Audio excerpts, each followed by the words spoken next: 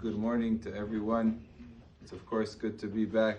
Just landed this morning, and it brings light and a shine to my face to see each and every single person, every individual here.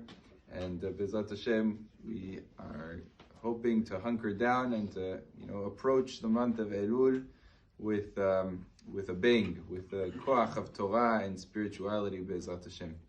In terms of the halacha, let's talk about the halachot of Tefila.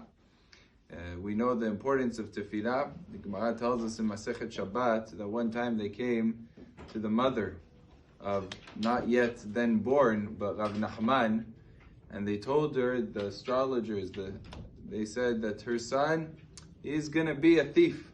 He's not going to be a good person. And she heard this, she became scared, but she never wavered. She says, what they say doesn't mean anything. It's all bizchut tefillah. The power of tefillah has the ability to influence. She started praying very hard, and she said, the Gemara says she even put a covering on her son's head for Yirat Shamayim, and he became Rav Nachman. He became one of the Gdolei HaDayanim, the greatest judges of Am Yisrael. There's nobody like Halacha ki Rav Nachman b'dineh.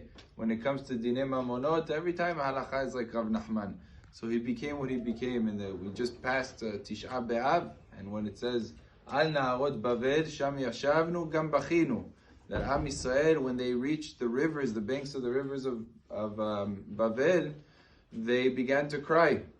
And why were they crying? The Gemara says because that was the point where Yirmiyah separated himself and said, I have to go back to Yerushalayim. There's still a remnant of Am Yisrael there that needs me, and I have to return. And then Am Yisrael that was going to the Galut, that was going to the exile, they didn't know, they were losing their leader. So they began to cry. And Yirmiyah says, Me'id ali ale shamayim va'aretz, I have a testimony from HaKadosh Baruch Hu, that if you would have cried these tears before you would have arrived at the banks of the rivers of Bavel, then you would have never been in exile. It's hard to imagine. You could imagine to yourself, Am Yisrael nigzera gzera, they did the worst averot, so they would have cried.